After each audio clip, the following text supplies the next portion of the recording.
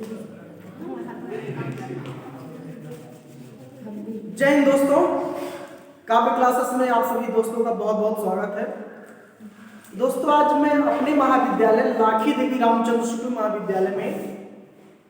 महाविद्यालय के द्वारा एक नई परंपरा का श्री गणेश किया जा रहा है। और वो नई परंपरा ये है कि हमारे महाविद्यालय में प्रवेश लेने वाले बच्चों को हम लोग निःशुल्क तैयारी वाला बैच चलवा करके उनको इस काबिल बनाने की कोशिश करेंगे कि उनको आगे चल करके किसी नौकरी के लिए भटकना ना पड़े।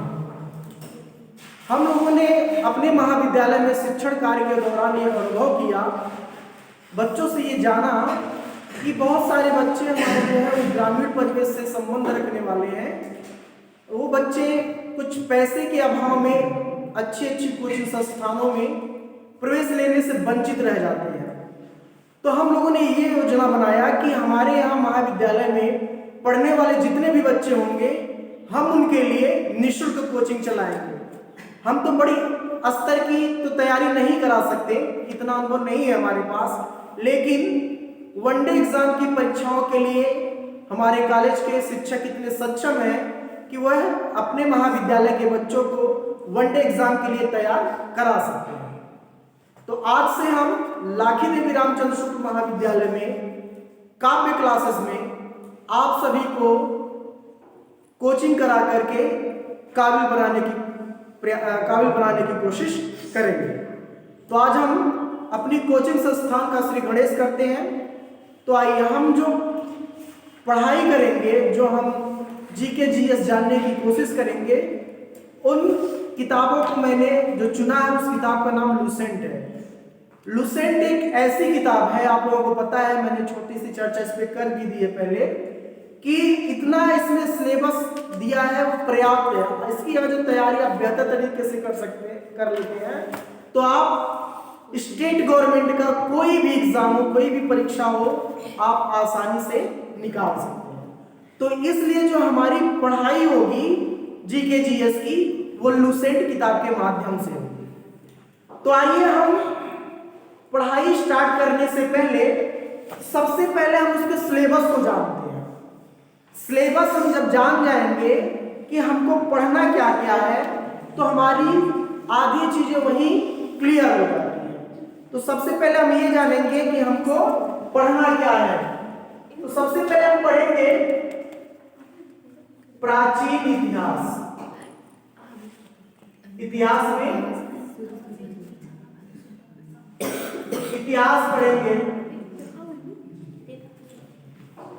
चलो इसमें रहेगा प्राचीन कालीन इतिहास।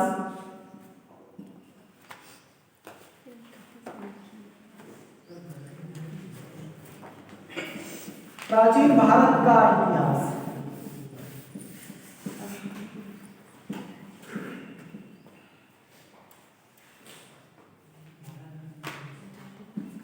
मध्यकालीन इतिहास।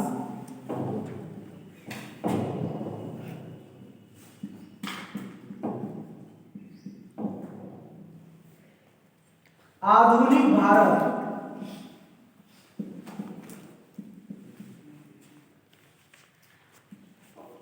आधुनिक भारत।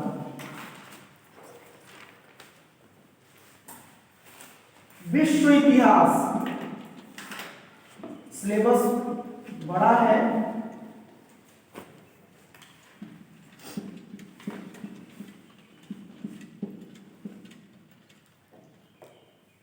ये पहला हो जाएगा, ये दूसरा भाग हो जाएगा। इसमें हम भूगोल पढ़ेंगे। भूगोल में बहुत सारी चीजें हैं, लेकिन मुख्य रूप से अभी हम इसमें भारत का भूगोल,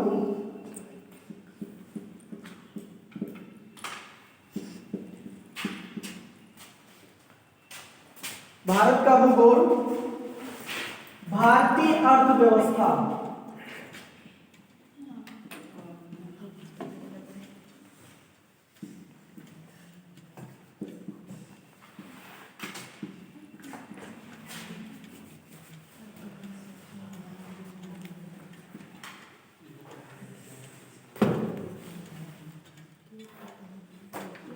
भारतीय अर्थव्यवस्था।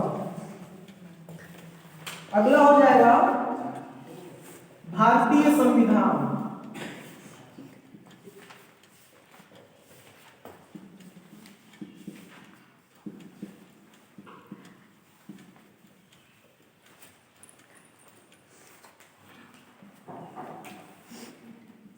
यार नीचे वाला हिस्सा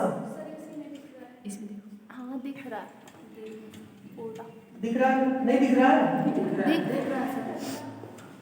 इसमें जो है भौतिकी विज्ञान, फिजिक्स,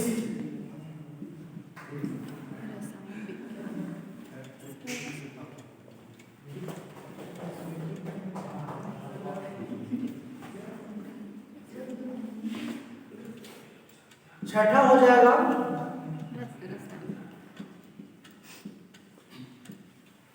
रसायन विज्ञान।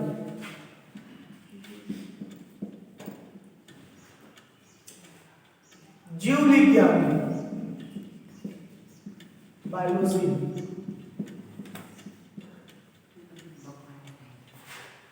और विज्ञान एवं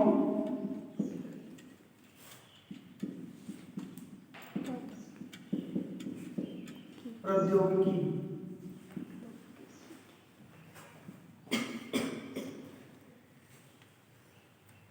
नौवां हो जाएगा विविध।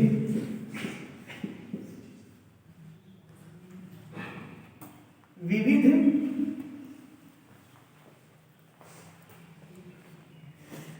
और 10वां हो जाएगा खेल जगत से, खेल कूद।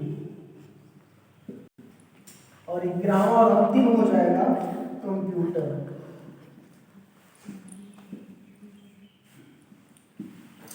हम लुसेंट में इतने सारे सिलेबस को पहले कवर करेंगे। अब हमको ये पता चल गया कि हमको पढ़ना क्या है, ठीक है ना? तो ये चीजें हमको समझनी होंगी इसमें।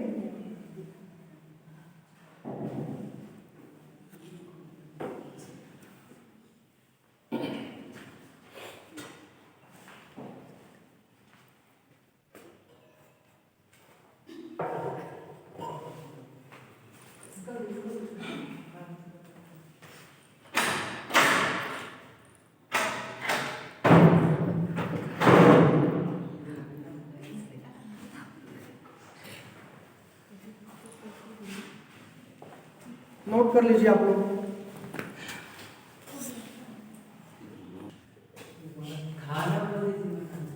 तो ठीक है ना?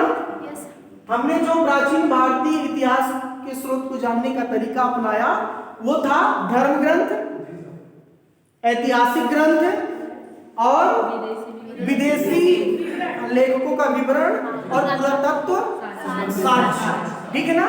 ये 3 माध्यम हमने अपनाया, जिसमें हम सबसे पहले धर्म ग्रंथ को समझते हैं, ठीक है ना? धर्म ग्रंथ के माध्यम से जो हमें इतिहास के बारे में जानकारी प्राप्त होती है वो होती है कि वेद के माध्यम से। प्राचीन ग्रंथ क्या है? वेद। वेद के माध्यम से हमें भारतीय प्राचीन इतिहास के बारे में जानकारी प्राप्त होती है। अब सवाल ये होता है कि वेद को रचने वाला कौन है, ठीक है ना? तो भाई वेद आसमान से टपका नहीं और धरती फाड़ करके निकला नहीं। तो वेद की भी रचना किसी हम जैसे मनुष्य द्वारा की गई, लेकिन वह मनुष्य हमसे ज्यादा सुपर माइंड रहे होंगे, हमसे ज्यादा दिमाग वाले रहे होंगे, ठीक है ना? फर्क इतना है, लेकिन मनुष्य के द्वारा ही वेद की रचना की गई। अब वेद के रचनाकार कौन है? तो वेद के रचनाकार है महर्षि कृष्णद्वैपायन, जिनको हम छोटा शब्द में कहने के लिए इतना बड़ा नाम इनका है महर्षि कृष्णद्वैपायन, लेकिन हम इनको वेद व्यास के नाम से जानते हैं, ठीक है ना? अब वेद व्यास जी ने जो वेदों की रचना की है, ठीक है ना? जो वेदों की उन्होंने रचना की है वो रचनाएं भी इन्होंने 4 रचना की है। कौन कौन से 4 वेद हैं? हाँ ऋग्वेद, हाँ बहुत बढ़िया। उसके बाद यजुर्वेद, फिर सामवेद है। यजुर्वेद, तीसरा है सामवेद, चौथा था और अंतिम और चौथा है अथर्ववेद। ठीक है ना?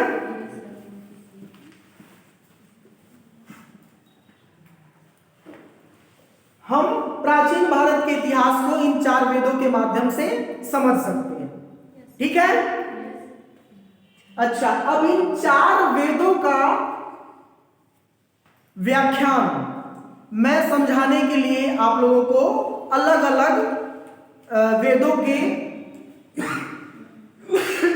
अलग अलग वेदों के माध्यम से आप लोगों को समझाने का कोशिश करूंगा भारत के इतिहास के बारे में।